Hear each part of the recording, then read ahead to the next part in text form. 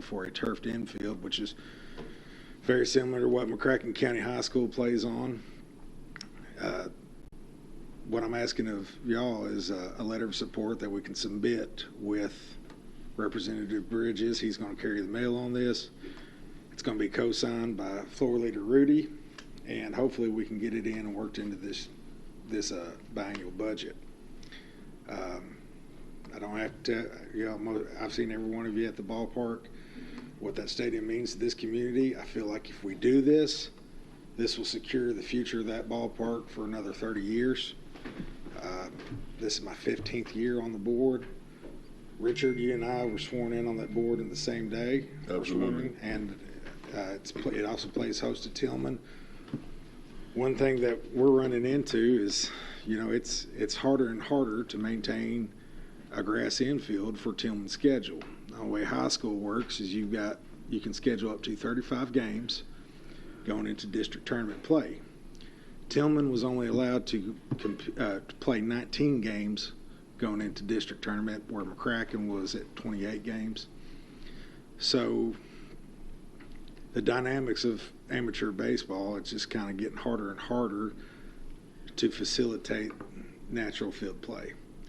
If we do this, we're freeing up $65,000 out of our budget that we can put in other places that we need to put it in this 80-year-old ballpark. The other day, I was out and getting quotes to redo the nets for the backstop. I don't know if y'all have been out there recently, but it's getting to the point where our backstop nets kind of, hindering the view of play. So that's one place we've got a cost. If we can do this, get the requisition, and hit the ground, and get a bid out in June, proceed work, we could be hosting the MVC in the following May, have a good facility, and then we expect, with hosting that, we expect to see a significant revenue bump that we can put to other places, other revenue drivers with that ballpark. So, no, I'm not asking y'all for money today, but I'm asking for support. We get this done and get this in the budget for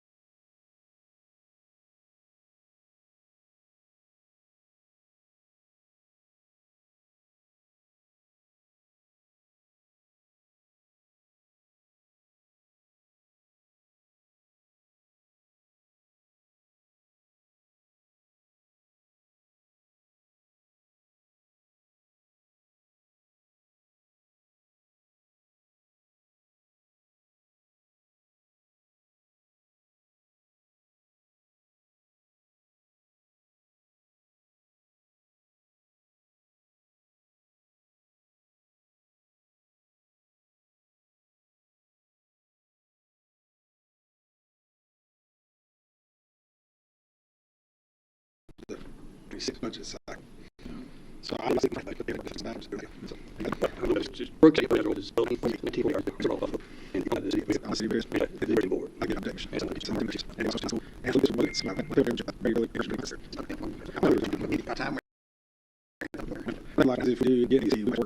with Tourism Commission and hopefully get, there'll be some need to utilize the new sports park for BP and whatnot. They'll shuffle the teams in and out of there so quick that they'll need a stage and hit and do drills somewhere else, then show up, play their game, get on, rotate the next one. I think it's super that you're getting positive feedback from the legislature. This is one of those things in Paducah. While it's owned by the city of Paducah, it's truly regional impact. And we like to say when we build our team with the Chiefs, we want to go after the best local players. And we've had kids from as far east as Crittenden County and all the way over into the Boot Hill, Missouri, up into southern Illinois. And we get a few out of Northwest Tennessee too, but. And they're playing teams that are all also in the region. Oh, yes. Yeah. One big thing that this county and the city of Paducah really is for the MVC, it is a central point. There's not very many other places in proximity that kind of meet the bill as far as having an adequate facility, enough room nights, close to or on the interstate. What are we, 40 miles from Murray, 60 miles from Carbondale, 90 miles to Evansville. With history. With history. So, anyways, hope y'all support it, and maybe call Jason Petrie over there and get it rammed through. So. Trying to think of the team closest to him. Does Hopkinsville have a team? Hopkinsville does have a team. They are a rival. We dominated them last year, so. Richard and I played at Tillman, so we have to dominate Hopkinsville in everything we do. Talk slow, man. Fun, those are fun. There's money available on the state level for historical ballparks, and those are very competitive dollars. So anything, I feel like anything we can do to help you guys make us even better, that we can do that. Okay. Y'all got anything else for me? Just before, it looks like we're all in on, I knew we'd all be supportive of it. I just wanted to ask you, when I threw that first pitch last year, had you ever seen such an outstanding pitch on a baseball field, pro or amateur? And I don't need details what made it outstanding. But I've never seen a judge executive deliver quite the strike that you did that night. It was a good pitch. It was a good pitch. Yeah. Did you see the home video recovery though? I got the text message, and I don't want to really read them in this public forum. Oh man, I bet that was something. okay. How's the league doing that the Paducah Chiefs are in? It's not as big as what it once was. Is it kind of rebounded some? We actually, in 2024, we had 2 teams leave, and one of those teams decided they had enough and came back. So that's usually a sign that, hey, grass isn't always greener. I remember that. Yeah, so Hendersonville's team decided to come back, and economically, that was one thing we've looked at, going to a different league. The entry costs, Greg, what was it, $350 the last time we evaluated it? I mean, that's not a good use of funds especially for us. $350,000. $350,000 was our all-in cost. If I'm not mistaken, wasn't the OVC tournament there, and then they decided to move? Yeah, we hosted the OVC for 7 years. Yeah, and they decided to move to Jackson, Tennessee. I remember that. And Jackson had a minor league park. There's actually like 36 vacant minor league parks around the country right now, and they lost when they moved to Jackson. Their attendance went down, and they're no longer at Jackson. So right now I believe the OVC is. I know the MVC currently is traveling around to different universities.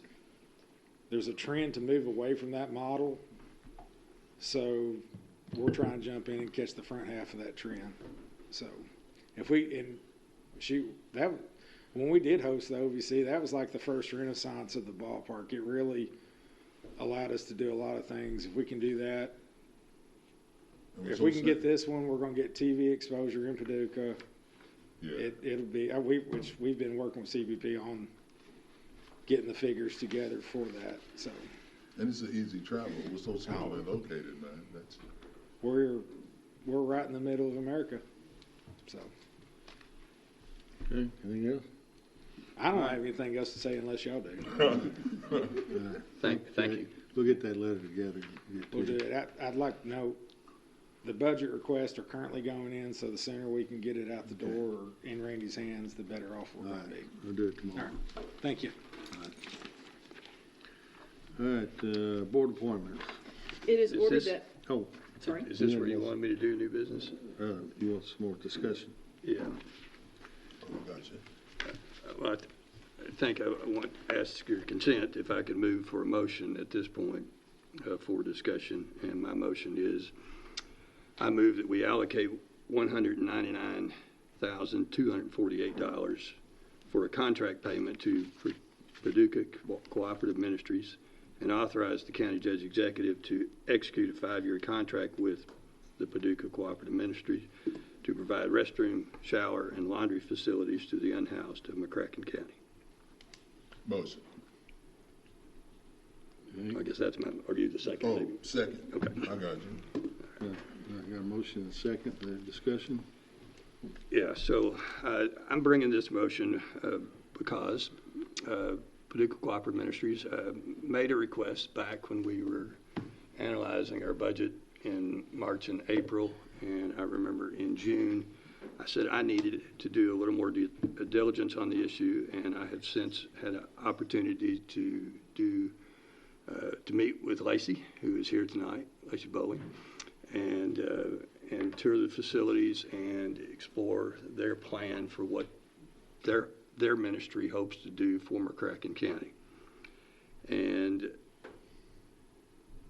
when governments co-op with nonprofits, it has to be careful, and it has to fit within a public policy. And so I asked Paducah Cooperative Ministries if they would get an estimate for the plumbing cost associated with a new facility that they're remodeling, which will provide transitory housing to the unhoused of McCracken County. Important in this discussion is that the nature of this housing is transitory in that there's a check-in in the morning, and there's a check-out in the morning, and there's a check-in in the afternoon. So it's not the type of housing where somebody checks in for 30 days. It's an everyday emergency type housing. I believe that our community does need this service. And I'll share my personal experience with this. I work in a law firm, and have for the last 25 years, in downtown Paducah. And this past year, an individual came out and we met, and he explained to me he had found a spot to live in, and he had the consent of one of the adjacent owners, and indeed he did. But that spot eventually grew a little small, and it eventually worked into in which this very nice gentleman had set up a tent and was camping in my back parking lot. And it created a difficult scenario to deal with, as you can imagine. How to be polite, how to be civil, how to be responsive. I discovered that our community, particularly our law enforcement, they really had no remedies. You know, it was either arrest and incarcerate, ask them to move. We eventually got that situation worked out. But I don't believe this problem is just an Eddie Jones problem. And I don't believe that as life marches forward that this problem is going to become less of an issue. In fact, I believe we are investing substantial dollars into restroom facilities that will be hard to say to folks who are unhoused, no, you can't use those restroom facilities. So I really do feel like this is a perfect partnership between government and nonprofits. And the conservative in me sees how governments have partnered with nonprofits and have found better ways to provide services in doing so. Drug rehab is a perfect example of that. And I believe this is another example of that.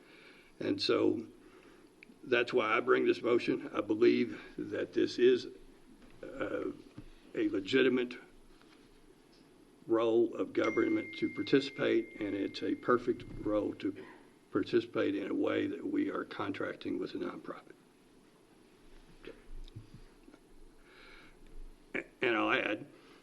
We have in that budget that we passed, which did not include Paducah Cooperative Ministries, but we did include $500,000 for discretionary spending, and it would be my suggestion that this money come out of that $500,000. Other discussion? Well, I think, let me rephrase. It's an absolute need, and the director can make available all the data you want to look at. I've never been in that situation, so I don't even want to try to speculate on what that's like. I know that as a fiscal court, we are mandated to do a lot of things by statute, and we are allowed to partner with nonprofits, not being reckless or anything, but looking at the situation and understanding what the director and the board, what they're trying to do. And are you going to solve it? No, absolutely not. But can we do the best we can to manage what we have in front of us? I think we can do that. And my way of thinking, we'll get with the finance director, and Ms. Pam's like, okay, what can we do, right? Can we do this? Is this gonna, you're gonna hear screaming brakes and smoke coming from the, no, we can do this. Well, let's do it. Let's do it. And I really believe that the majority of the people that live in this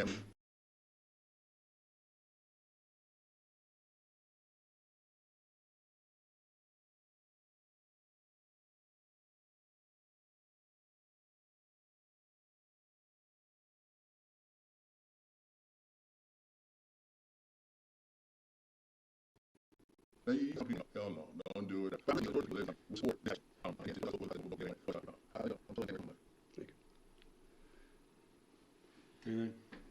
Let me say that Commissioner Jones and I went and visited the facility, and in that meeting over there, I really agree with the concept of what they want to do. I think it's a great concept, and I know there's a great need for what they want to do. And I want to support the project. I'm not sure I'm ready to vote on the funding tonight. I hope we can delay it while we can have some more discussion. I know that the Cooperative Ministry had a capital campaign, and I need to know how much they've raised in that. I need to know how much, what their, yeah, you can come on up, yeah, what the timetable is, and whether or not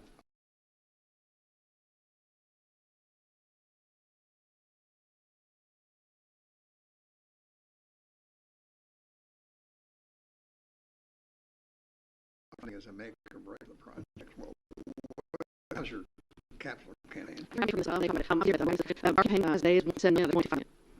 Was the question? Well, the 1.7 million. I mean, that would fund the construction. No, not all of it. No, sir.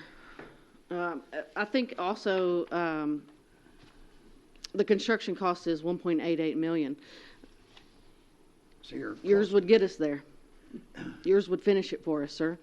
And I think a bigger part of it also is, we've had some discussions about our elderly, had a lot of talk about our baseball.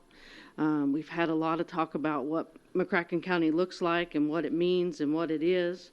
I want you to know that we have 3 folks in our current shelter, which Fresh Start Village. We've talked a lot about it. It's been there since 2017.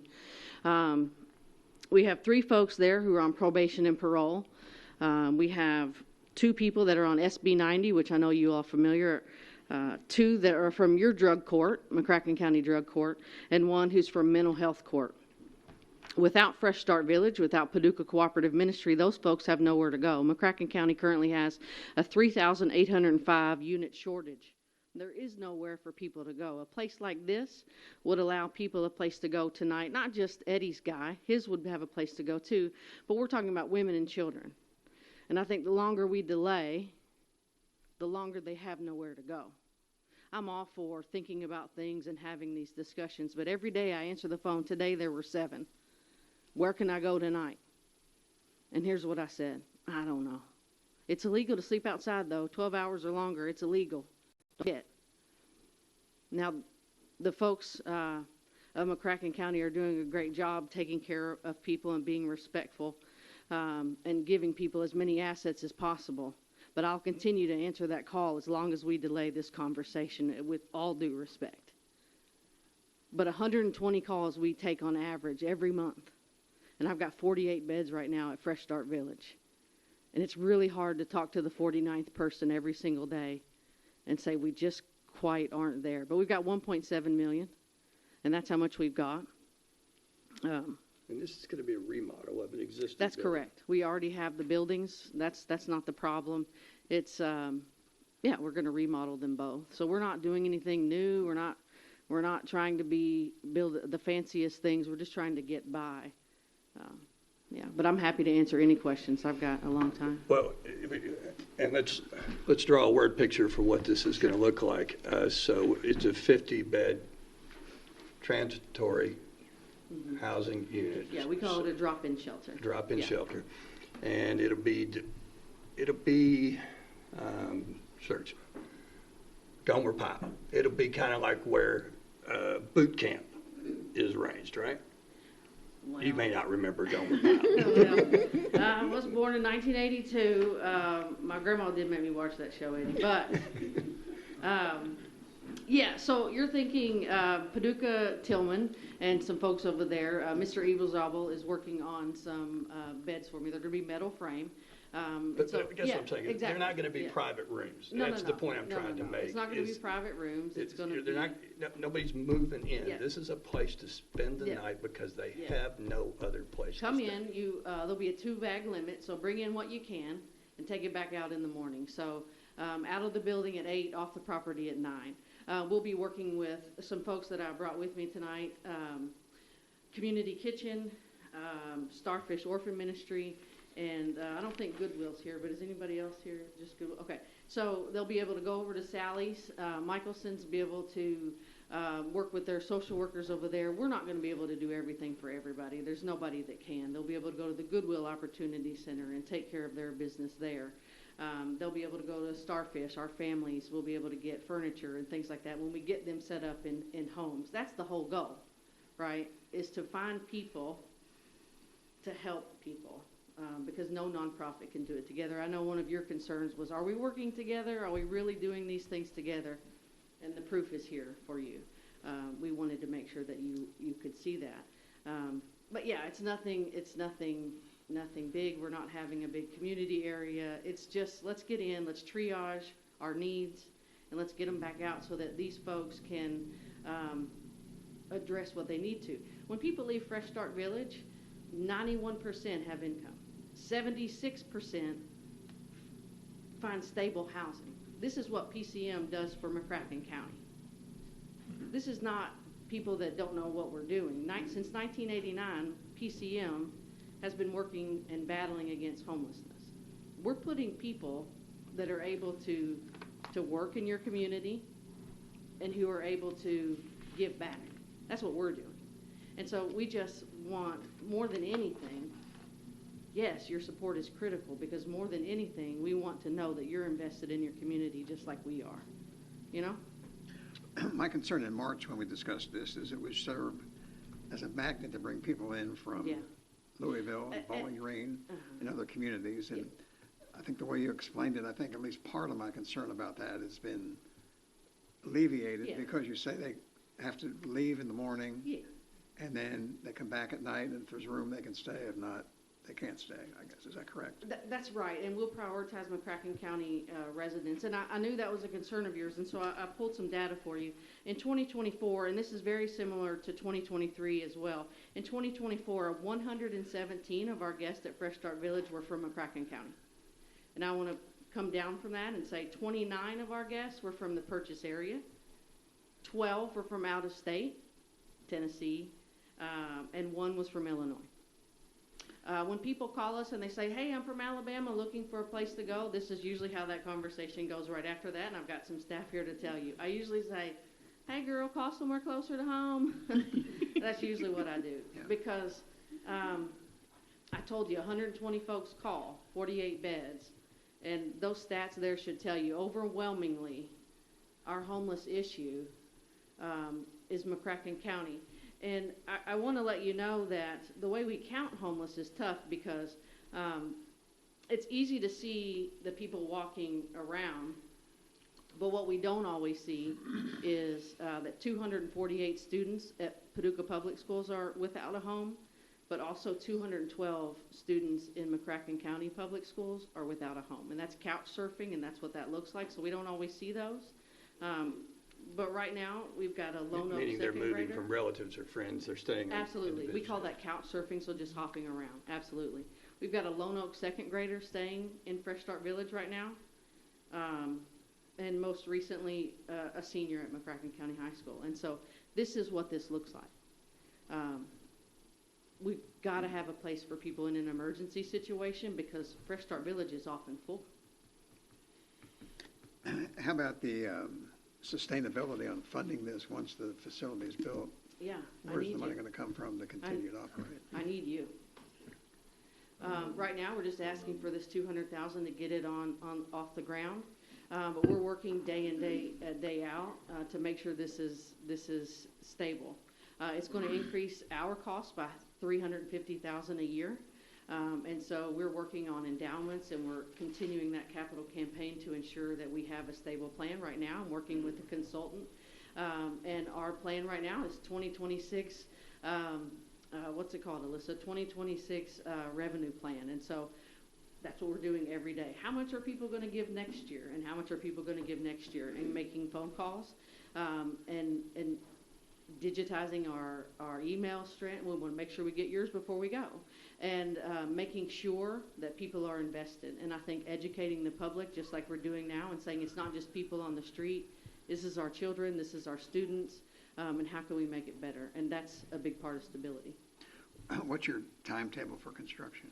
Well, we meet with the city of Paducah on Wednesday for our Kickstart meeting, and our construction company, Pinnacle, says that we'll be finished in June of 2026, so just next year. So when will it start? Do you know that? Well, as soon as the city says I can go, Pinnacle says we'll start demolition because it's an indoor project, like Eddie was saying.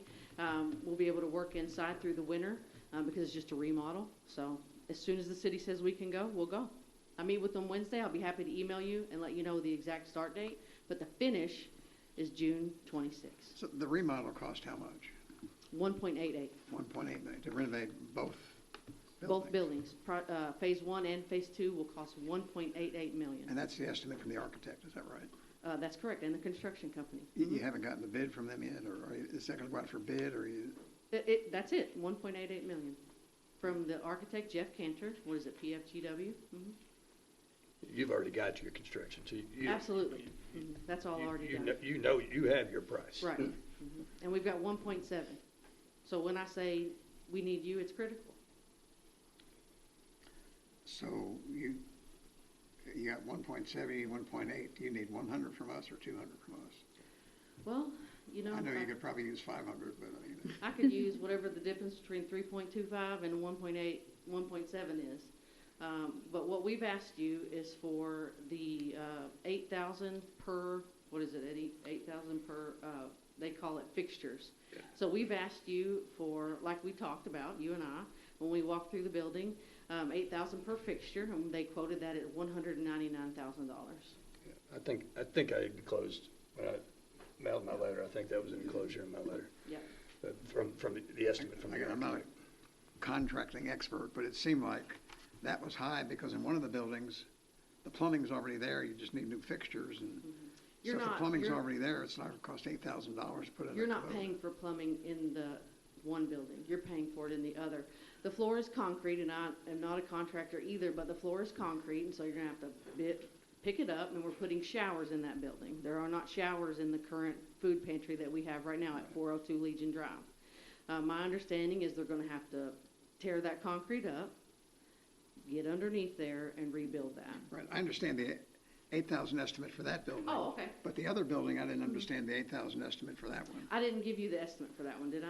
Well, yeah, I you only told- gave it for you for You 402 told us Legion Drive. that it was 8,000 in that one too for each building. It was an estimate, sir. Yeah, absolutely. But the again- 199 only includes the one building. The 199 only includes 402 Legion Drive. I have not requested funds for the Client Choice Pantry, only the shelter, Yeah. the emergency shelter. And just because there may be other people watch this. Yeah. The Client Choice Pantry Absolutely. is a It's- place where folks can come and get some food services, right? Yeah, that's phase one of our project, which is to remodel a building where we will then move Paducah Cooperative Ministries operations and move over and operate our food pantry out of another building. It's a service that you already have up, ongoing, been operating for Yep. years. You're going to move its location to That's right. across the street, and you're going to make it look more like a grocery store. That's right. And we are not, experience. that's right, and we are not requesting funds for that in any way. Will Starfish, will they help with some of the facilities inside, beds and things like that? No, we've asked our friends at the Hub who are helping build beds. Okay. What Starfish helps with is anytime somebody graduates from Fresh Start Village, we ask Laura and her team to help them fund their houses. That's what they do over there. Any clothing they might need, lamps, that's what they help with.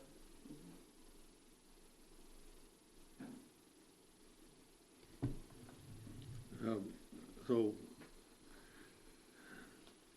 I think, we all want to find an answer to homelessness, and it's an extremely difficult problem because, and we want to be good stewards of the taxpayer money. We need to get answers to all these questions because, people, that's the only way we fund our operations is we forcefully take money from people. And if they don't give, we I know, go- I pay county we go taxes out. too. Yeah, and so we want to make sure that we prioritize where we spend. Sure. And when we talk to nonprofits, other organizations that come through, we're pretty thorough on examining their financial situation to make sure that if we take $1 for this project, obviously that $1 doesn't go to another project. Yeah. And so there's lots of questions, I think, to be looked at. One of them, I think, was I went back and looked at some of your financials and saw that, I don't know what form it was in, but it seemed like you had maybe $3 million in assets. Was that land and buildings, or is some of that liquid, and how Yes, much? to all the above, that's correct. Okay. How much is liquid? I wouldn't know that off the top of my head. Does anybody have all that? I've got a copy of their 990 form that you submitted Perfect. with Is us. it our 2024 or is it our 23? It's 23, and in Okay. that one, they had 952,000 in cash on hand. That doesn't sound right to me. Well, it's what you filed with the Yeah. federal government, so you might be in trouble if that's not Well, right. it's our 2023, but yeah. But it That's had when not- we purchased that building It had last year. in 752,000 Yeah. in cash and non-interest bearing, and there was some other money available. We do have some endowments with the community foundation. And land and buildings was Right about 2.6 $1 million. million. I'm sorry, what's the date of that 990? 23. It's our 23. That's federal income Yeah, tax form. it's our 23. What year is it? 2023, So Yeah. that would have been filed in 2023, filed 2024 probably. filed I'm not sure what the 2024, deadlines are. okay, so, yeah, We do have a community foundation endowment as well. Yeah. Yeah. But anyway, there was $750,000 cash on hand at the time. You want us to be fiscally responsible, right? Well, Well, we need to that'd be too. nice. Yeah, I agree. I think we should both be, yeah. Yeah. Yeah, but we do have some endowments as well, yeah. We have the property at 2001 North 12th Street, Right. which is 7 homes that were built in 2017. It sits on 4 acres, so that is our property there. And then we have 4 acres over on 402 Legion Drive. So we have that property there. Our operating budget for every year is $850,000 a year. So that we have to be able to pay those bills every year. We spend over $150,000 in financial services to the people of McCracken County every year, so we've got to have money in the bank to be able to operate. And then you mentioned stability, so we have to be able to make sure we can pay those bills next year as well. So we keep a couple years of operating costs in those endowments so we can make sure that we're able to pay those bills next year. When I arrived there, we probably would have lasted about 5 years at the rate we were going. So we're working to build some stability, like you mentioned. Yeah. I was just answering that question of the judge and how much Yeah. you had in cash on hand, and that's Yeah. what these records Yeah. show. Well, and for the very reasons the judge pointed out, that's why I went looking Yeah, for definitely. for the plumbing. Yeah. Because I see the match between the Absolutely. public need for allowing basically hygiene services, laundry services for the unhoused, and how that is a good policy for us to promote. I think so too. And so that's why I went looking for that specific number, knowing that all of the rest of the money you have to Yeah. gather basically from an offering plate, whether it be to a charity or to individuals or to churches, for all of the ministries that you're doing, which include way beyond just this particular transitory housing unit that you're trying to branch out into, right? Yeah. Well, you know, again, when we critique these things, we do it as should be done, Yeah. frankly, at budget session. And we did that in April, May, and June, a few months ago. And so we're now 3 months, into the fourth month of our fiscal year, in which we decided in April, May, June, I forget when we actually culminated and sent it off for approval by July. Before that one, well, whenever it had to be Yeah. approved. So we had all those discussions. We sat down at a table and went through all these finances and said, well, this company, this outfit wants this wants this. We made the decisions, and for whatever reason, there was no action to provide this. And so just on that principle, there's some concern when we sat down to provide for McCracken County. I think the appropriate procedure is to do it holistically all at one time. And we did that and didn't allow for this. And so here we are now, and it's a bit awkward, I think, although our budget meetings are public hearings, but nobody shows up. And it's maybe uncomfortable to go through somebody's finances, with a room full of people and all that sort of thing. But and that's why we do it in the budget sessions. But that's probably my primary concern is the timing, and that we're not in a budget session, so we do have, fortunately, we've got some reserves, and we got enough money that we could do this. I join in the concern or the issue that perhaps, to me, of course, I'm a cheap guy. If you provide free housing, even temporary, overnight housing to people, I worked in police work for a while, and I was a judge for a while, a judicial branch judge, and so I'm familiar with both encountering homeless people on the street and in the courtroom. And so I know they're out there. It's difficult for me to imagine that we would not be drawing people from outside of McCracken County into a nice housing facility, and we have to be responsible for spending McCracken County tax money on things that benefit McCracken County. And that can sound like it's harsh, but Graves has got to do their thing, Ballard theirs, and the contingent counties around us, contiguous counties around us, all are under that same mandate. And so I was trying to follow a while ago when you said your numbers of the people that's in the Fresh Start. I think it all added up to about a third of your Fresh Start people are from outside of McCracken County. Does that sound right? Not to me, but you probably don't want to know my math scores from school. Well, what's your math score on this? Because it was, what were the Well, I numbers guess again? the pushback I would have on that is it's challenging to speak with employees from these court systems and DCBS and things like that who say, you're the only place we can send our county folks.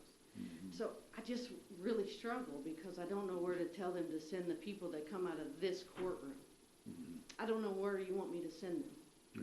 Well, people come into this courtroom from across the nation. Yeah, well, when We they got have an interstate McCracken. running here. Okay, and that's what we'll do. But can you just can you review again what the, I said 117 from McCracken County, okay.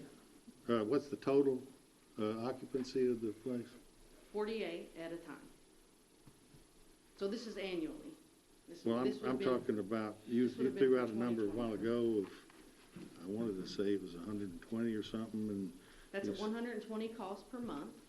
So that would 120, have been, that's our average per month call, 120 daily per month.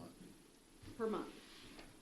That's the 100 total So per it's an month. average, it's an annual average. So you divide that by 30 to get the daily, you mean? Well, if there's, yeah, I guess so. So there's 4 people a day? I'm not tracking where you're going, but 120 calls a month is how I keep track of it. Okay, 120 calls a month Those for, are, for housing. they call and say, I need a place to stay. Okay, There's 120, that's an average. okay, So 120 calls a month, a month. a So month. that's 3 or 4 a day, 30. By your math, that's right, I guess. Well, not my math, it's math. Okay, by everyone's math then, yes. Okay, and so that's 4 people a day looking for housing. Okay, But what I was getting at is the people that are actually in it, 48 beds. Now, if there's a couple kids, maybe we might do 50. 48 beds, Mm-hmm. and how many, you said a certain number were outside of McCracken County. I said 29 were from Western Kentucky. We would just call that purchase area. Okay. Western Kentucky outside of McCracken, Uh-huh. And then I 29, said, so, and then 13 were from out of state. 13 out of state. This is for all of 2024.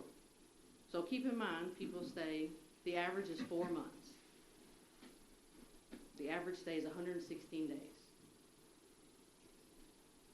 In that particular housing. In Fresh Start Village. In the Fresh Start, that's designed for them to bring things, spend the night, know they're gonna likely spend the night Yeah, the next night. That's They're gonna live there for a that's while. transitional housing, that's right. This That's is not different what than we're the talking about. emergency, what's the phrase we're calling this? I'm We call it emergency shelter, emergency shelter, which is really, not the same thing. it's only gonna be 2 rooms, right? It's gonna be a room for the guys and a room for the girls. It There's would be just, mobile blockades, that's right. so there's gonna be just more beds in one room. So I mean, even if you just had 2, they would, Right. it's gonna be the same number of rooms. Right. So, just want to make sure I'm on the same track here. So, as we're jotting down these numbers, is there any, and I guess Judge and Commissioner Barterman, are we looking for a particular number to justify us giving this money, or are we going to vote on this up or down? Because I don't understand where we're going with the line of questioning. Now, maybe just me. Well, I'm trying to, again, I mean, I'm open to trying to see, is there a need, and is there, I know there's a need, but, well, just for instance, on this math thing, you said there was 120 people. 117 from McCracken County. Well, you said of course, we're talking about 2 different things. You're talking about there was 120 a month Calls. in the Fresh Start. No, 100, no, Well, what's the 120? I wrote down no, 120 a month. calls for shelter. Phone calls for shelter, Okay, period. That's just it. Sometimes they don't come. Just because they call, they don't get to come. okay. And that's Because there's not 120 a room. month. Uh-huh. And so I don't 30, ask them all where they're from. 30 days in a month. Uh-huh. So that's 4 a day average, 4 a day. But they don't all come in. Well, yeah, And that's, we don't know where they're from, because I don't always ask. yeah. But we Well, ask see, when they that's, get that's there. to my point as well. We have to be responsible for McCracken County tax money.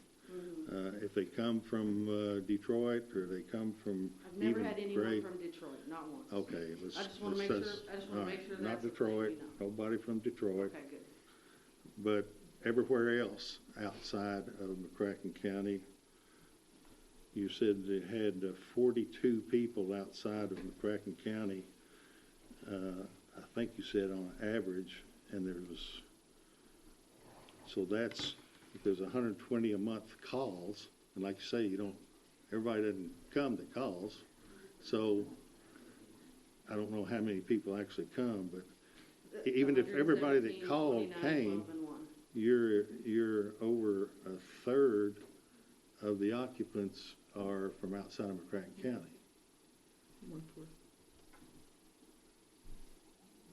Potentially, yeah.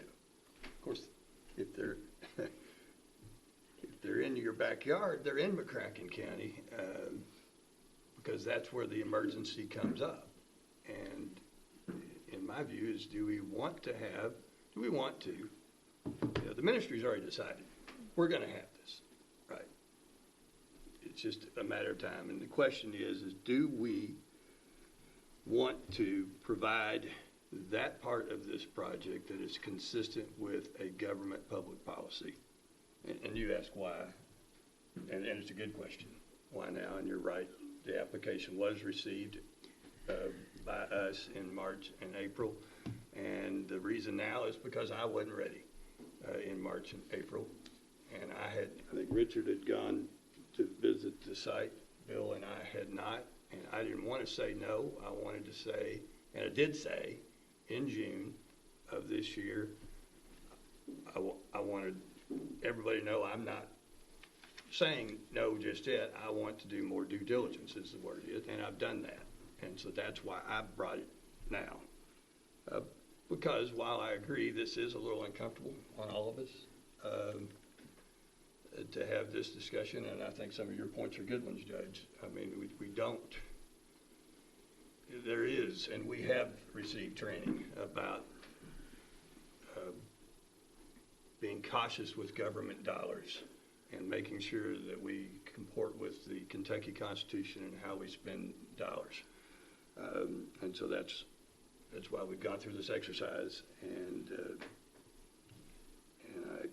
I'm doing it now because I want my vote to be for my government to participate at this level, and I want it to participate in this level at a time when it matters, and a time in which it signals to all the other people who are supporting this ministry that their government views their support as important and important enough for us to participate where public policy allows us to do so. Well, and so, we get criticized for everything we do, pretty much. I mean, you could, well, I won't give an example, but just about almost everything, somebody criticizes. I'm going to criticize from the baseball letter. Oh, it's a fishbowl, But that's so- for sure. So, just for instance, let's say it goes out in the public, newspaper, TV, or whatever, that a third of the people in the current housing facility are from outside of McCracken County. You said, well, but if they're in your backyard, that's a problem. Well, I think that, I don't know, maybe it's in the definition of what from means, but I have a concern about us drawing people in, particularly if it's correct that there's an average of 4 people that are needing housing in the current facility per day. In your county. This is our county. Yeah, but we're gonna build another 50-bed facility, and you've got to. Because your county is 3,805 units short. People do not have a place to live. People do not have a place to live. I thought you said there was like. The Kentucky Housing Corporation predicts that in 4 years, do you look at this type of I mean, this is just an honest question. The Kentucky Housing Corporation does a K count every year. Mhm. Are you familiar with this count? Yes. So in 2024, the homeless count was 192 in McCracken County. Okay. Many of these people are working. Many of these people live behind their employers. These people live here already. They do not have a place to rent. The fair market rent is $992 in our county. Okay. And so But you have livable wage is nearly $20 an hour. Okay. And so the fast food restaurants that we're bringing in and all of these things that we're bringing in, we can't expect people to find a place to rent on the wages that they can make. Okay, And I so, get that. I know, but what I'm trying to say is Kentucky Housing Corporation anticipates this is going to get over 30% worse in the next 4 years. Okay. And that's why Paducah Cooperative Ministries already decided to take this step. We Okay. wanted McCracken County to be there with us, to say, hey, we get it. And when I look at these numbers, what I see is 172 people in McCracken County, the county that we serve. You and I both serve in very different capacities. Well, And what I see is that the people that I live and work with do not have a place to live. They do not have a safe place to live, okay. period. But And you- we are both in a position to help. Okay. All of us are in a position to help. And we can sit here and say, PCM has too much money in the bank. We can sit here and say, I have to be fiscally responsible. We can sit here and say, they'll judge me if I do this or I do that. And I get it. People do it to me too, just a different way. Mm-hmm. But the fact of the matter is, people that come through these doors do not have a place to stay. Okay. They do not have Well, a let me- place to live. let me I'm just- almost done, and then I'll just Okay. go. All right. But you have a 3,805 gap in housing. And people call me and they say, I'm about to be evicted. I'm about to be homeless. And they've lived here for years. Mhm. And we have done something because they've lived here for years. They're not calling from somewhere far away. And we can look at this math and we can call it whatever we want. But the fact of the matter is we did something. And I just don't see it working out for these folks unless we do something to intervene. All right. So, yeah, I'm just going by the numbers that you've thrown out here.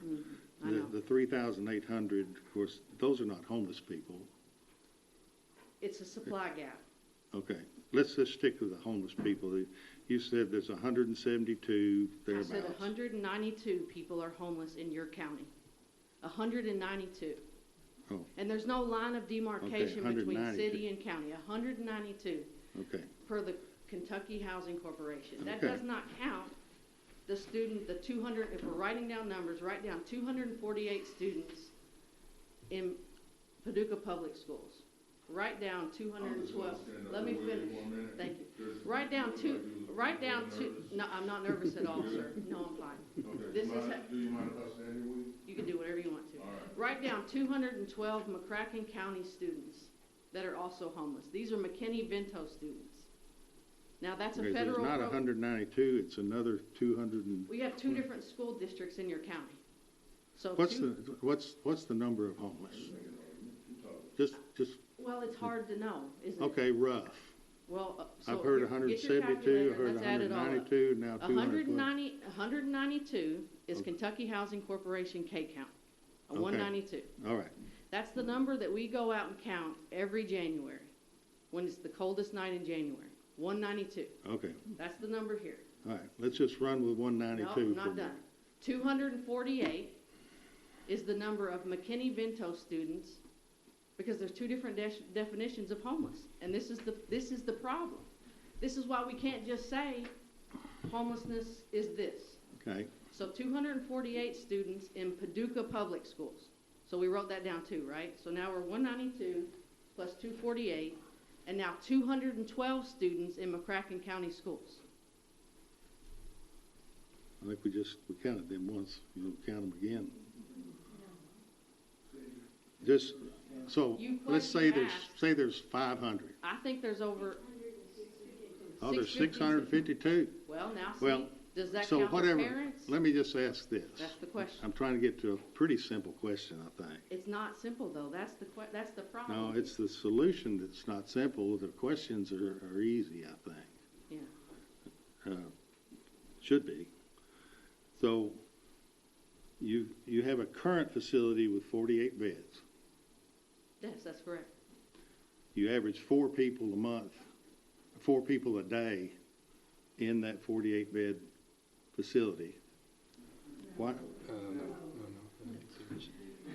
So the 48 bed is, correct me if I'm wrong, It's full it's full. every day. And it's not emergency services, it's transitional services. Now, I may have confused the judge because I used that word at the beginning. But folks are living there for 90 days, let's say. Now, I think you said an average of 120 days. So that's, and there the ministry is targeting all of the resources on that person to help find them employment, help meet their needs, and move them out of being in need of any services. And the average stay, you told us the number, it was 116 days. in 116 days, the ministry is able to often move that person from, say, ground zero to a place where they're maybe supporting themselves. Absolutely. That's the goal of that one. What's missing in any of the nonprofits in Paducah, what I came to conclude, is nobody has a bed for, hey, there's somebody right now, when the sheriff pulls up and says, you gotta leave, they don't have a place to take them. That's right. Except jail. Except jail. That's right. And so that's the gap you're trying to fill. That's right. Is that emergency, and so they'll check in that night, and that morning you'll tap them on the shoulder and say, listen, you gotta check out. Let's find some services today. And part of the design in that is to dissuade individuals from saying, well, let's move to Paducah. It sounds like a pretty good place. Well, now you're gonna have to check out every morning. Right. And find another place to be until check-in time, which will probably be, I don't know, dark time, 4 o'clock, I don't know when the time is. 5:30. And you've told me, and when we were doing that due diligence I talked about, that there is an organization doing exactly what you're doing in northern Kentucky. It's in Covington. Covington. And because I asked that same question, right? Because the judge's question is a good question. We don't want to say to all of the unhoused in southeastern United States, move to Paducah. That's not the dynamic we're wanting to do. That's not how we want to use our government dollars. It may sound mean, but that's just not how we want to do it. We do want them to move here with the CVB. We want them to move here when it's good, right? Right. Right.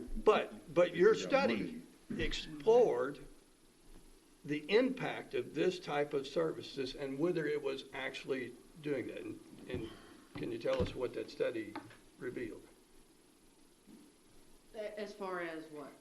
Was it attracting out-of-town unhoused folks to move to? No, it's not. But it's a different type of situation because it's right there. Well, I guess it's similar. But no, it was not. I don't have any of that data with me, nor do I know it well enough to speak on it. I got you. But they also just do what we would do, which is preference to their county. So if you show up, you have a Kentucky ID, you're first. If you have a McCracken County ID, you would go in front of anybody else. And that's what they do in Covington to resolve that, what you're talking about. And So this, I don't really know what to make of all these numbers now. I know. You said, I gave you 2 minutes. I know you said that roughly a third of the people that are staying in the Fresh Start are from outside of McCracken County. You gave a number of 40 plus 12 or no, it's 29 plus 13, I think. 42 It's of between the third and the fourth. I'll look it up when I get home. But. Okay. And so how is that if you're not going to take did you say you're not gonna take people? We're talking about two different shelters. We run Fresh Start Village. Okay. What about this new shelter? Are The you new gonna? shelter will be what I just told you, preference McCracken County Okay, and ID, Kentucky IDs in hand. okay. We're talking about two different shelters. These homeless people are gonna have Kentucky IDs, most of them. Well, because places like Goodwill Opportunity Center, we Okay. provide IDs. Okay. And you know the new jailer is talking about giving IDs as well. So that's a very beneficial service.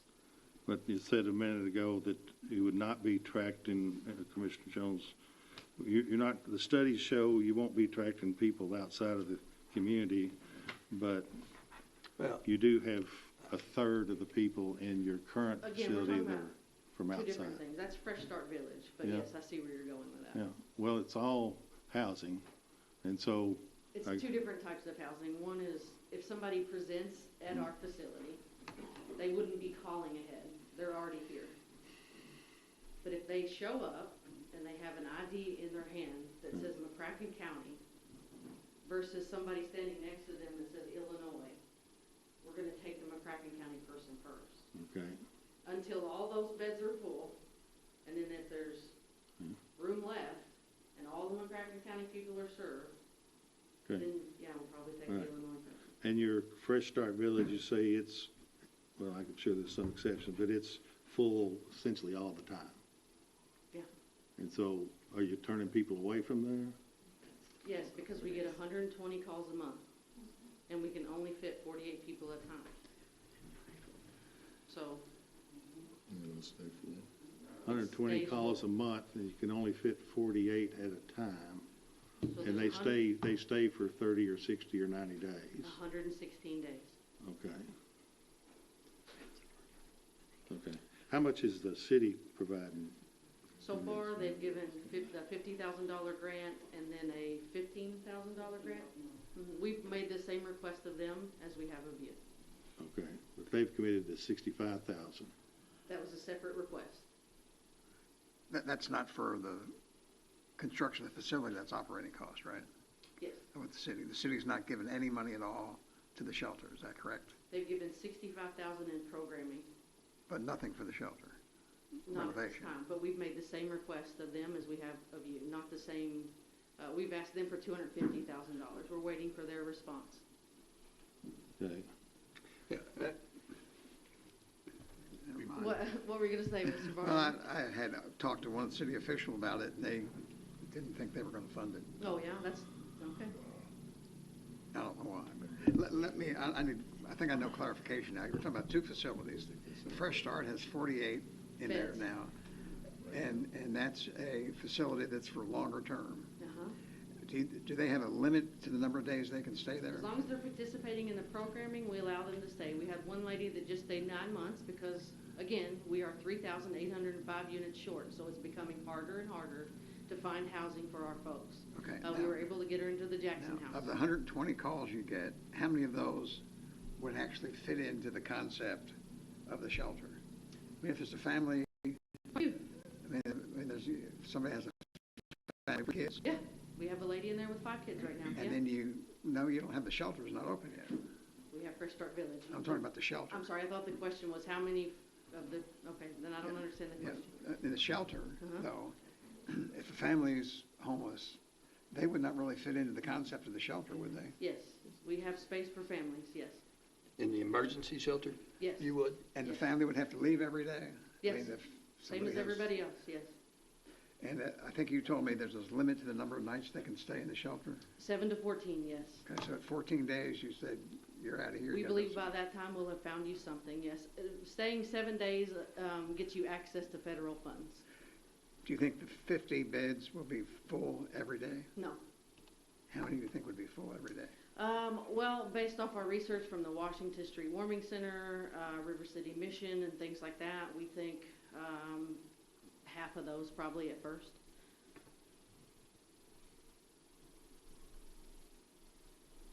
Again, I've got the same concern the judge has, but you convinced me when we met together that you're going to try to eliminate people coming in from out of town. Yes. somebody calls up and say, hey, all my buddies in Bowling Green, let's go to Paducah. They've got a really neat facility there. Yeah, it happens all the time. Yeah, No, it good doesn't. I'm just food. kidding. I'm kidding. But anyway, you're gonna do everything you can to make it as Yes. close to 100% Yes. Paducah, McCracken County Yes, as you can. Hopkinsville would be a closer option for them, yes. Okay. And Hopkinsville then, is the closest drop-in shelter for folks. and then, again, you haven't gotten anything from the city yet for the shelter, and $65,000 for programming we've Right, got. but not And we've for- made the same request. We've made Right. $250,000. See, Lewis, $250,000. yeah. Oh, you coming out, Lewis? Lewis? Sure, yeah, what are you gonna say, Mr. Michelson? I'm Louis Michelson. My wife runs the community kitchen. Mhm. And we work very closely with Lacey and her organization. And for years, I'm talking COVID had started and it's been going on ever since. We have invested over $100,000 a year in putting emergency shelters, providing emergency shelters for the people of Paducah and surrounding area, county. I can't say how many were from Illinois, how many were from Missouri, but over $100,000 a year in rooms. Sometimes I would ask you all, if you had the time and the desire, to come to the community kitchen one day. We have social workers. They spend practically the whole day, not just the time that we're open, but practically the whole day dealing with these homeless people. The hospital sends people to us. They release them out of the mental part of the hospital or the regular hospital and dump them in our parking lot. Because we're the only, correct me if I'm wrong, but at this time, we're the only nonprofit that's providing any emergency shelter. The others that were doing a little of this, doing a little of that, gave it up. And are you doing it by renting them a hotel room? Yes. So your ministry is forking out $100,000 in hotel room costs for emergency homeless shelters. And your ministry would this essentially would replace that need, right? It would cover that need. Starfish also, you rent hotel rooms. I see what's happening now. About how many, Partners out there. how much money a year do you spend in hotel rooms? In 24, we spent $70,000. So you're doing it, still doing it. This won't totally eliminate that, though, probably. You'll probably still have a, Well, we'll probably still have some, but we're not in the shelter business. We're in the food business and the feeding business and the social service business. We pay utilities, we pay water, we try to help people, and we don't ask them where they're from. There's a need there, these people are hurting, they wouldn't come to us if they weren't, and we'd turn probably the majority of them away, because we just don't have the funds like that.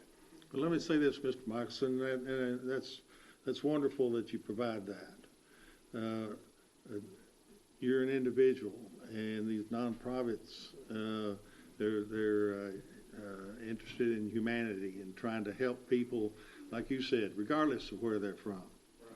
Not us. We have to be. We're taking McCracken County money. We're reaching in their pocket and taking money from them, and they want it to go to McCracken County as they should. And so it would be nice for us to be able to say, we don't care where you're from, just kumbaya and come on and we'll pay for it. I understand and I respect that. However, I think what Lacey had said was that the priority would be the citizens of Paducah and McCracken County. And if there was empty beds at night and somebody was freezing, sleeping under the underpass, needed a bed for the night, I think that would be a great thing to do. But she had stated that McCracken County and Paducah would have the priority of the bed for that night. And the Salvation Army has shelters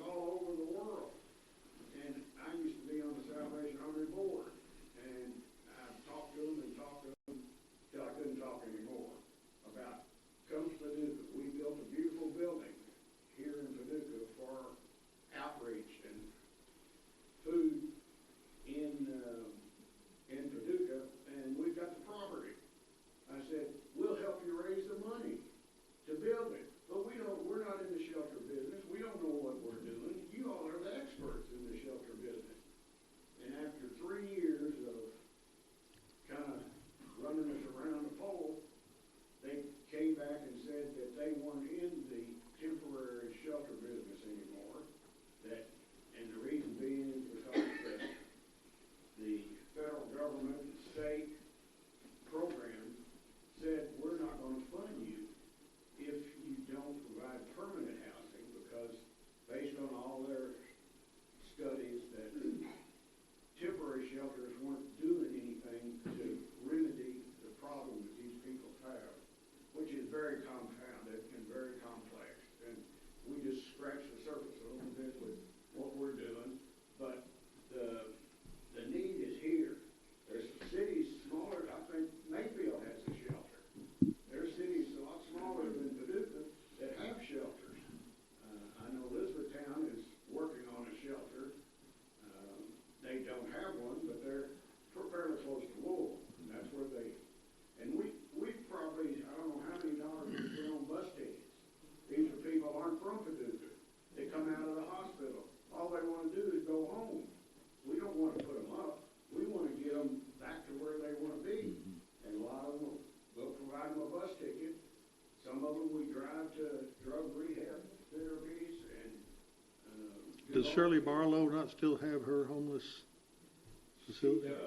She does. How many beds she have, or people? 60. But there's So no, there is I a, understand there's no women. For men only, Men only. and it's not drop-in, you have to have an appointment, things like that. So it's not night by night. That's what we're talking about, is a night-by-night shelter, it's a different thing. so there is a homeless shelter at 60, and you can stay there till you get back on your feet, I guess. Well, that's what I mean. And of course, our priority are women and children. That's our priority. Sure, we care for men and we put men up all the time, but our priority is the children and the women.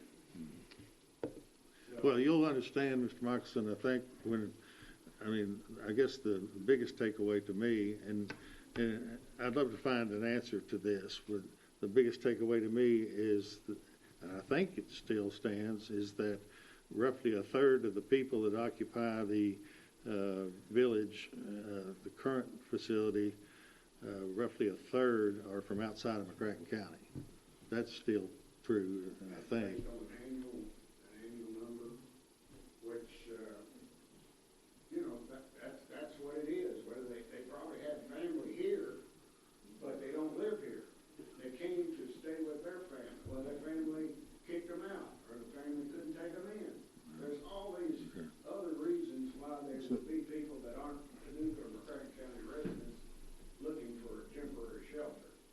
And I certainly understand the court, and I respect you for putting the priorities of the taxpayers of McCracken County first. And I just hope that you all are able to see your way to help us out a little bit in this project, because the need is certainly there. Well, Judge, yeah. a couple of things. We've got the, The, oh, go ahead, I'm sorry. This has been pretty interesting to watch, because 20-something years ago, I sit and I watched a friend of mine, this is like 95, 96, made a presentation to the city commission about an emergency youth shelter. We didn't have one here. He wasn't asking for any money. He was just letting the city know what they were going to do. They had one out in Millburn, had guys in Millburn, girls in Reland. Looking for something here in Paducah. Identified a structure, just letting them know, not asking for any money. And the mayor at the time said, well, we don't need those kind of kids over there on Bernheim Street. Now, that didn't really get my head steaming too much, because whatever. But there were four other people that were elected, and they never asked this question. Well, where are they going now? I'm sitting there, if I had an afro, it would have been on fire, man. I'm like, well, I'll tell you where they're going now, because I had made that trip from Paducah to Owensboro in the middle of the night, taking those kids there. And at that point, look, politics was not I didn't go to school to study any of this, right? But I sit there and I watch that. And I told my wife, I said, you know what? How much money it takes to get registered? I'm going to get 2 votes, and I would ask the damn question. This has been pretty interesting, because what you find is a fabric out there of folks doing what they can. I want to disagree with you, Judge, on a couple of things. One, when I got elected, I'm not separating myself from the nonprofit. That's where I came from. And again, we can't do everything, and nobody's asking us to do everything. Everybody out there is doing something. I'm not talking about being reckless. I'm talking about doing what we can do. Now, we can sit here and we can crunch numbers all night, and I don't think it's going to be a number to come up that's going to say, okay, you know what, we're going to do it. Because it's not even about that anymore. So if we're gonna decide, if we're gonna vote on this right now, let's just do it and get it over with. Well, I mean, we write down numbers all night. Let's just do it or not. And then everybody will know where we stand, and everybody will go back where they're going. And I still say the majority of people that we hold so dear here in McCracken County understand this. And this is me personally. I'm not including my colleagues here. We basically only want you in McCracken County if you got money to spend. If you're hitting good, we got new sportsplex for you. We got all these other things. But if you're hitting hard and you don't have a place to stay, where are you from? How long are you going to be here? We ain't got a place for you. Matter of fact, we'd like if you just take your little bundle and just move on down I-24. That's just plain talk. That's just me. I'm not putting this on the guys. Now, everybody got their own opinion on how they feel about things. But in '96, I started working with the nonprofits here in the city, with Vision in the City of Paducah, PCM, all of these nonprofits, all of these kids, Vision in the City of Paducah, all of these kids that I totally were invisible to me until I got to that level. And I saw the need, and I saw the lack of support. But then I saw all of these people from all across town, all across different churches, it didn't matter. All came out. People said, the church is not going to help you. You know what? There's individuals in that church, though, will look you up. How can I help? These people, where are they from? Massachusetts County? No, they were from McCracken County. So I don't know what we're going to table this thing and vote later, but I don't see the point. Well, I think the flip side of what you're saying, first of all, this is not a matter of telling people that are from here that we don't want you if you don't have money. I don't know if that's the point you were making or not, but we spend hundreds of thousands of dollars to support the members of this community, and by mandate, to me, and I think all of us should recognize that mandate, that we spend money to promote McCracken County and the citizens of McCracken County.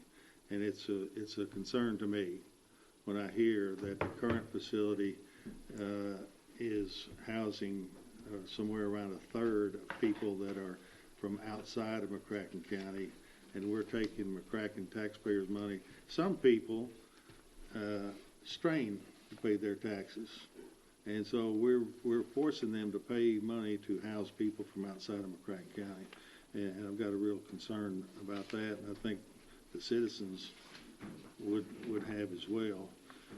The other thing is this this 5-year contract, I'm a retired judge and a lawyer. You're a lawyer. We're talking about approving a service contract that has not been written, and I guess we're talking about it being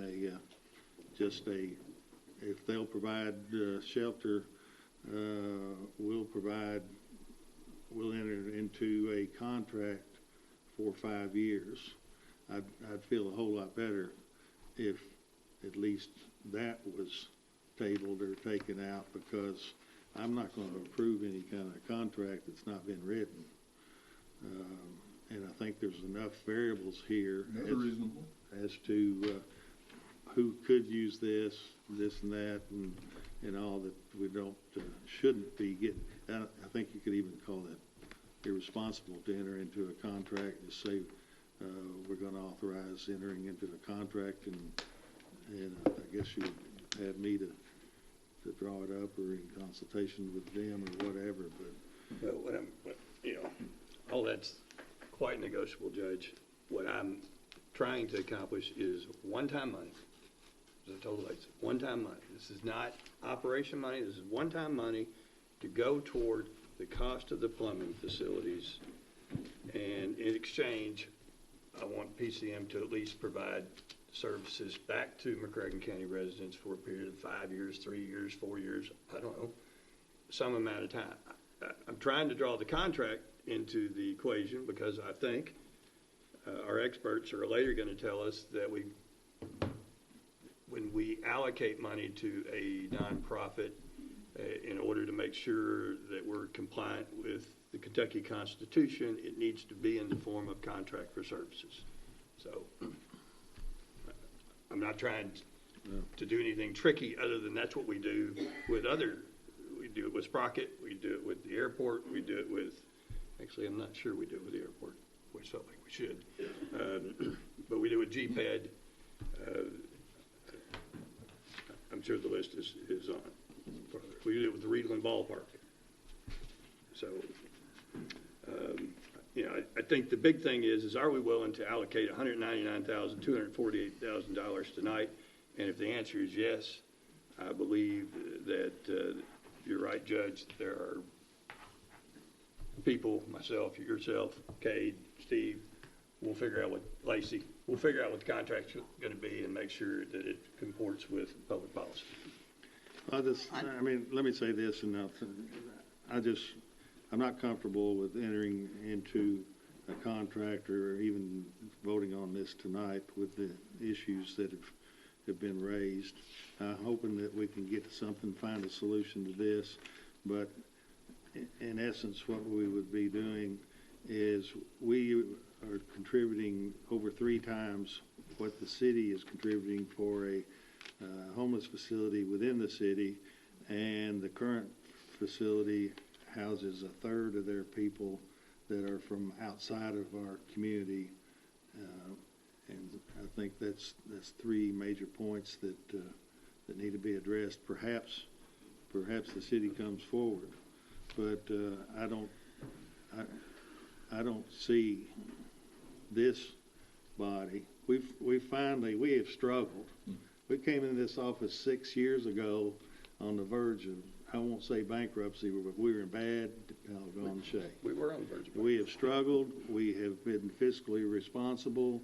We have saved. We have generated some revenue where we had to, and now we're back in better condition.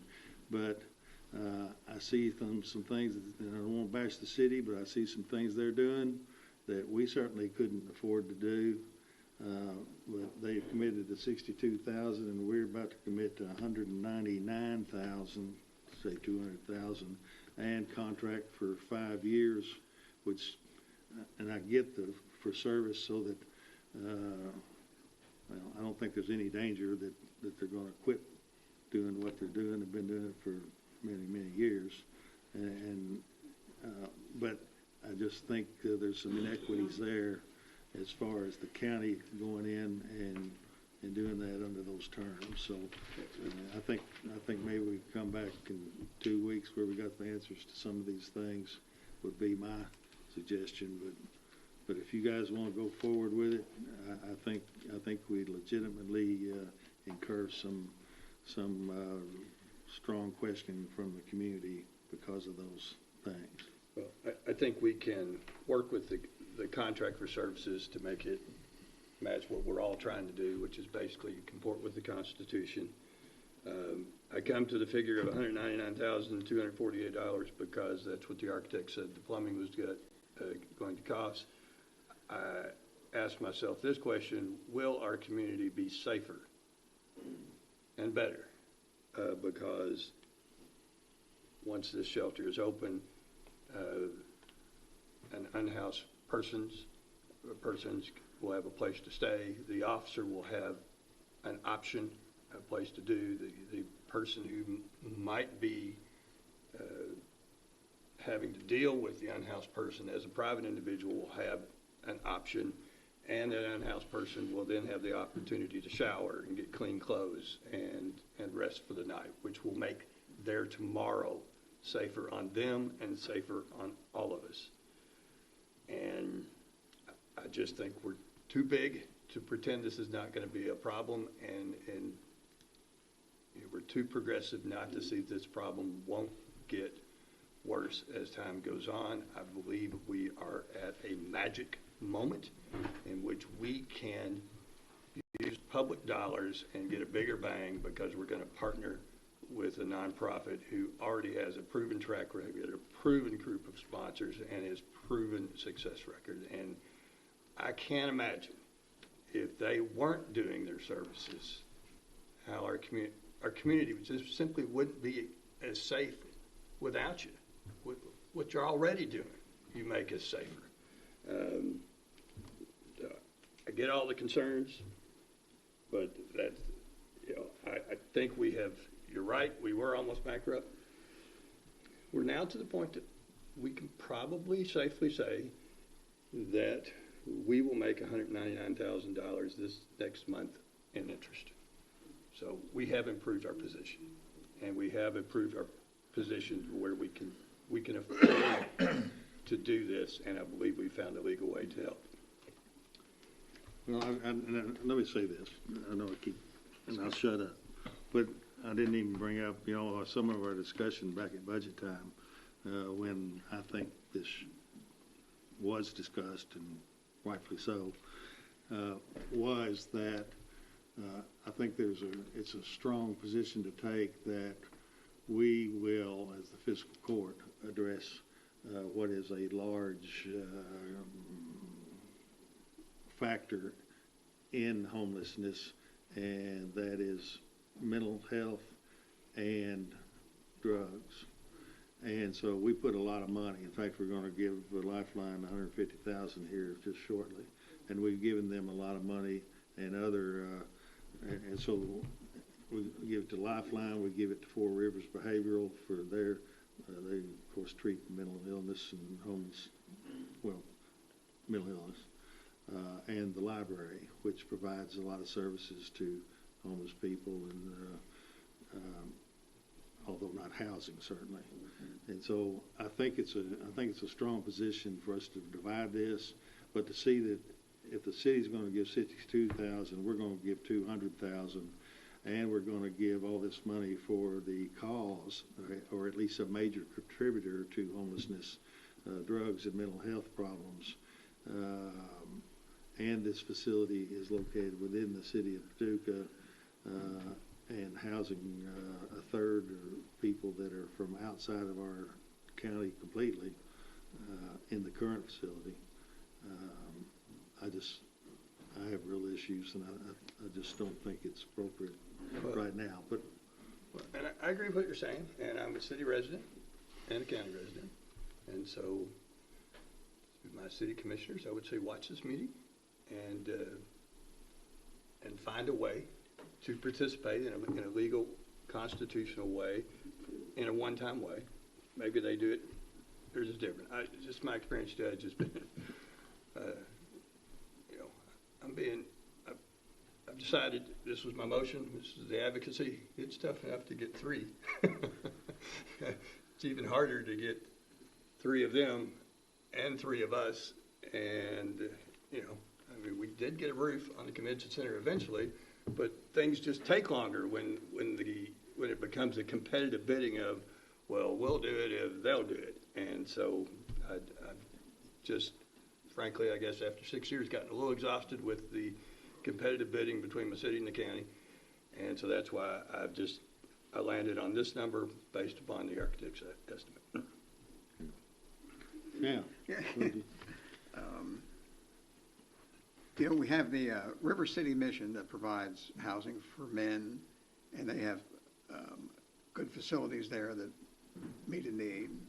We had Lifeline Ministries that provides housing for people who are in transition from drug problems to provide housing. They provide housing for them. We have the Merriman House that provides housing for victims of spouse abuse and child abuse. We don't have any, what I'll call a generic facility to handle homeless people who don't fit into one of those other categories, and this would fit into that category. It's kind of the generic person. And although I have a great concern, same as the judge, that it's going to be a magnet to attract people into the community, I really think you're aware of our concern of that. You're going to do everything you can to make sure it's not a magnet to draw people in from out of town. It'd probably be impossible to not have some people come in and spend a night or two who are from out of town, because you're not going to turn, the family comes in and they're on their way to Michigan, their car breaks down, and you might have to help some of those people. So I support the funding of this. We've helped Lifeline Ministries. We've helped the Four Rivers Behavioral Health. We helped the Merriman House. We did a community development block grant of, I think, over $1 million to help them do their facility. So we kind of have a history of helping some of these. And I think this is a one-time expenditure, and I think it's going to provide a very important service to the community. In some ways, it may even save the county some money. I don't know how often the sheriff's office will find somebody who's homeless sleeping somewhere, and they don't have any place to take them, so they arrest them for being in vagrants or trespassing. I don't know how many of those people wind up in jail and cost us money than in jail. I don't know if that's a big problem or not. I don't know what those numbers are, but I'm sure that happens some. So now they can take, instead of taking them to jail, charge them with a misdemeanor of some kind, they can take them to this housing facility. And I support this. I'm going to vote for the funding, but I agree with the judge. I think we need to put together our service agreement and approve the service agreement with the details of how the funding is going to be used and the funding at the same time. Like the county attorney could work with the judge's office and the deputy judge and with you to come up with an agreement for our next meeting. I would like us to delay the vote to make sure we have that service agreement in place and the amount of money in place, and we can approve that at the next meeting. Again, I support this. I'm not really, I really don't want to, I don't want to vote against it, but I really don't want to vote on it tonight because I want to wait and do those two things at the same time, just to make sure we have the legal service agreement in place and that the county attorney reviews it and makes sure that all the I's are dotted, the T's are crossed, and I think that'd be easy for him to do. If we didn't have our nonprofits, I drive by the community or the community kitchen, their parking lot is full, there's people in line, there's always people across the street, opening their bags, sitting across the street, and their meals. I drive past there. That provides a great service. The senior center, I unfortunately am a senior citizen. I've been to the senior center some recently, and that's full of people. They get a lot of services there. Martha's Vineyards, there's just a lot of agencies, and it helped me to see other agencies here tonight to support you, because, again, another concern I have is all these agencies might be competing with one another for funds and for clients and all, but I think you work together as best you can to make sure there's no competition, and that you told me at times you'll call another agency and make sure that somebody's not going from one agency to another agency to another agency and taking advantage of the system. I know in our church one year was doing food baskets, and I was helping with that, kind of organize that. And we get a call from somebody and say, can you tell me when you're going to give us our food basket? Because we're getting some from 3 or 4 different churches. I would like to get yours at a different time than I get theirs. And, that's not what the purpose of it was. But, again, I support this. Commissioner Jones, I'd like us to wait 2 weeks and put together the service agreement and the funding all at the same time, and I'll vote for it in 2 weeks for our next meeting. What if I offer this amendment? I've written my motion down. Thank for you. you ladies. I was about to say, I have my email for you. So I would- Send it to me. I would move that we amend my motion to strike the words execute a 5-year contract and substitute therefore the following words, subject to fiscal, author a contract subject to fiscal court approval, so that the motion after amended would read as follows. I move that we allocate $199,248 for a contract payment to Paducah Cooperative Ministries and authorize the county judge executive to author a contract subject to fiscal court approval with PCM, Paducah Cooperative Ministries, to provide restroom, shower, and laundry facilities to unhoused of McCracken County. Well, that's I move to amend my motion with that amendment. Is there a second on the amendment? Let me ask a question about Well, that. you gotta have a second before you ask a question. All right, so. I don't understand why you're emphasizing the restrooms. I mean, it's a facility for overnight.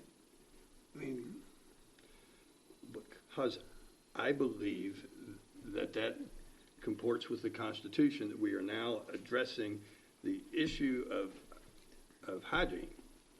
That this isn't just a warming shelter. This is a place where the restroom just kind of comes with the shower and the laundry facility. So it's a place where the unhoused person who might need a shower gets a shower, and they might have dirty clothes, and the next day they have clean clothes. I think it just fits with the public policy need of cleanliness in our city, frankly. if that's taken out, are we not legal? I'm sorry, what? If that was taken out, is that not? Kate, tell me if I'm thinking right. So I think you're on the right track. Yeah, keep us legal, man. Yeah. It seems like the mood is trending strongly towards supporting this venture. Toward what? It seems like the tenure of the fiscal court here is leaning strongly towards supporting this measure. My recommendation at this time from the legal side would be to switch it to a resolution expressing support and a sentiment of urgency on this matter, and that we put it on the agenda for 2 weeks, or we converse with the judge's office and iron out some terms of how we'd like to proceed. I have concern about ordering the fiscal court, ordering the judge to form a contract that the fiscal court's going to approve, so it's an agreement to agree to something that's not. Okay. We don't have the form. So maybe a resolution of the number that you would like to pledge and the timeline, and then to get it back on the agenda, and that would give us some time to figure out the legalities of what needs to be in the contract. I think I agree with that. Maybe the resolution say not to exceed $200,000, and that the county attorney, the judge's office, and PCM work together to come up with a written You make contract for next that motion of resolution, and I'll withdraw my motion entirely. I'll support you. You tell me if this is what I make a Could we motion. not could we just table this for 2 weeks, and somebody's got to draw up this resolution? I've got a couple things to be doing. You probably do too. I mean, what if we just tabled it? I mean, I think we're all in support of trying to figure out an answer to this. Well, If y'all want a resolution, we'll take time to draw up a resolution. well, we speak by votes, and I guess if we've got 3 votes,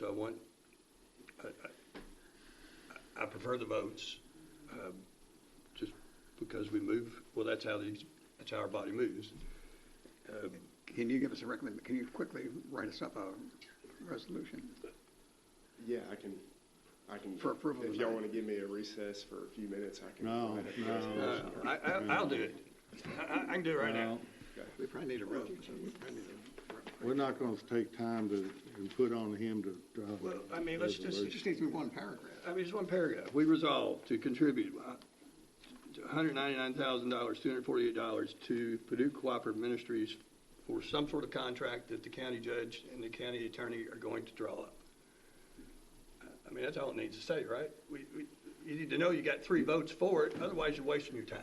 If you only got 2 votes, then we all need to do something else. I'd like to say not to exceed $200,000 Okay? rather than a specific amount, because we may look at it, we may be able to save a little bit.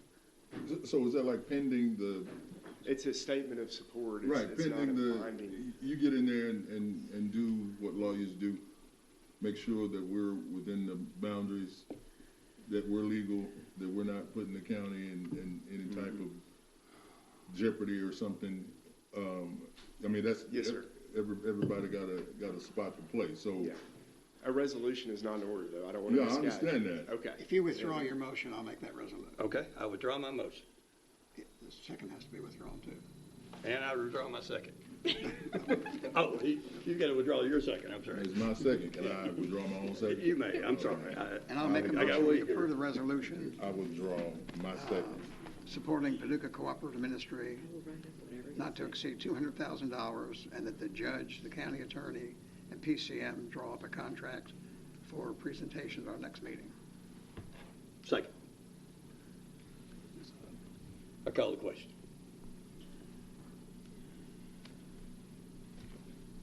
All right, all in favor? So the resolution essentially says we're gonna give them the money, and then in 2 weeks, we'll say it again in the form of an order. Not to exceed 200,000. There's no floor.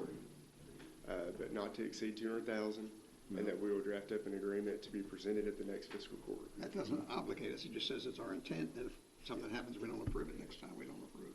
Oh, didn't hear you say it's our intent. Well, the resolution doesn't obligate you, does it? No, it does It not. just It's a obligates statement to of- come up with a contract. Just keeps the county attorney from wasting his time. He knows he's got a live mission. Yep. Is that doable in 2 weeks or 3 Yes. weeks? However that's gonna Yep. be. Yes, sir. Okay. Question? All right, all in favor, aye? Aye. Opposed, no? All right, it's passed. 3-1. It passed. Yes. Can you bring that to Mr. Jones so he can email me what he wants it to say? All right, let's see, what else we got to do here? Whatever you want to say. Board appointments is where we are. Board appointments, go ahead. It is ordered that Alan Clay Robinson is appointed to the McCracken County Planning Commission to fill the vacancy created by the resignation of Wayne Elliott. His term will expire September 30th, 2026. So moved. Second. All in favor, aye? Aye. Opposed, no? That carries. Court orders?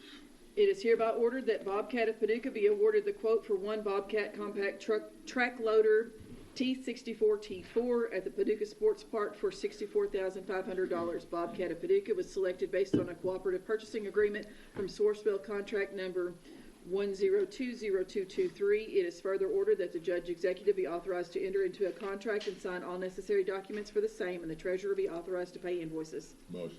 Second. Any discussion? All in favor, aye? Aye. Opposed, no? Aye. That carries.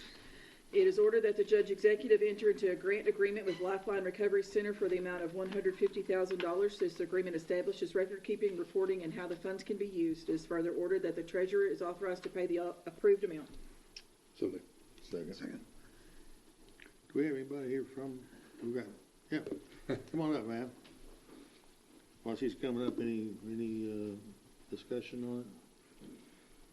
Or we can wait to see what, So this particular money is this is revenue, as I understand it, okay, correct me if I'm wrong, from a lawsuit that was generated by our Attorney General, and a settlement that was nationwide, rather. And we got a percentage based upon our number of residents, and we were directed by the court, the district judge where the settlement was, to spend this money in a certain way. And Lifeline fits in that criteria. Commissioner Jones, I'm sorry, do you think these are opioid dollars? I did. They are not. Oh, then correct me. These are general dollars that you guys budgeted during the budget workshop for particular purpose on their new facility. I was confused. All right, and so what's the, So there's an agreement in your packet for these dollars. I bet she knows. You know what you're gonna spend it on? Yes, I do. Oh, well. Well, and let me just say, good evening, Judge Clymer and County Commissioners. My name is Missy Eckenberg, and I'm a board member and co-chair of the $14.5 million comprehensive campaign at Lifeline Recovery Center. It is indeed my honor to represent Lifeline today. Our executive director, Ashley Miller, is at a week-long state opioid summit in Louisville, and our board chair, Steve Pallas, is out of town. On behalf of the board and staff of Lifeline, I want to express our sincere appreciation for your generous gift of $150,000. These funds will be used for critical infrastructure improvements at our new women's campus in McCracken County, including site development, road access, sewer connection, and other essential infrastructure needs. While those may sound like basic necessities, they are truly foundational pieces that make everything else possible. Lifeline is a long-term, faith-based recovery program serving men and women who are overcoming drug and alcohol addiction. Right now, we have about 100 individuals in treatment between our men and women's campuses right here in our community. Every one of them is working hard to rebuild their lives and reconnect with their families. Your investment in infrastructure is really an investment in transformation. You're not just helping us build roads and connect utilities, you're helping people find hope, healing, and a second chance. On behalf of everyone at Lifeline, our board, our staff, our volunteers, and most importantly, the men and women whose lives are being changed, thank you for believing in our mission and for standing with us as partners. Together, we're building more than buildings. We're building brighter futures for families. well, I was confused. We do give you opioid money at other times, and this is not one of them. This is something different. Sorry for my confusion. That's okay. This is for the infrastructure. Any other discussion? This is another one of those great facilities we have. I went out to one of your events one time at the Men's Center. Mm-hmm. Back in the early 70s, I coached a Colt League baseball team in Paducah. And a fella came up and said, "You don't remember me, do you?" And I said, "No," and told me who he was. I was surprised. He just told me of his struggle with drugs, and his family had disowned him. And his father just died. I knew his father real well and worked with the Paducah Sun. And his father just died, and he said he had been working, well, a couple months before that, he'd been working through the center, and he overcame his drug problem. And he kind of got into tears talking about that his father passed away before he could make peace again with his father and do away with his drug problem. He had a couple of kids and hadn't seen his family in 10 or 15 years. It was just really, I think he was volunteering there or working there some to help other people, and it was really eye-opening to see what happens there. It was kind of emotional for me, too, to see this former shortstop on my Colt League baseball team. When you hear the stories, when you see the lives change, when you see the families coming back together, it is nothing short of a miracle. It was. I mean, with this one, it really was. And Yeah. again, And it was kind of when they heartbreaking. graduate, we see pictures. Most of them are their mug shots first. Yeah. And then we see the picture at the end. And this is long-term, and many of them do participate in the transitional housing. And that's something that we want to continue to try to provide even more of in the future. So. Again, it was just a kind of eye-opening for me because you hear these stories all the time from people you don't know, but this is a kid that I knew. And almost every one of us in this room have been touched some way by this. You know? I know a guy. Yeah. Ashley, our You can executive expect that I'm director, supportive of has lost multiple people in her family. I mean, they've died from addiction, so it's a significant issue. And it's something when you see those families coming back together, it's just wonderful. may I provide you with the new. Thank you. Thank you. Thank you. Thank you. Any other discussion? If not, we'll show her the money.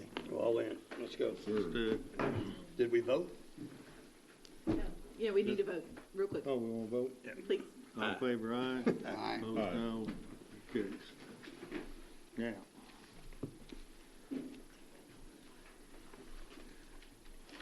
Are you going to stand and take the picture? You coming, Bill? Yeah. Pick your spot, Bill. It's my fault, I jinxed it.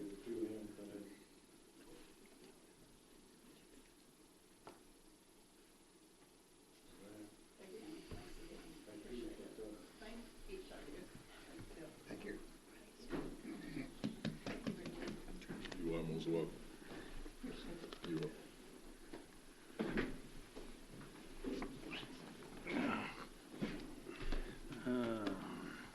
All right, C, It is ordered to approve the September 2025 transient room tax in the amount of $386,858.44 be dispersed as follows.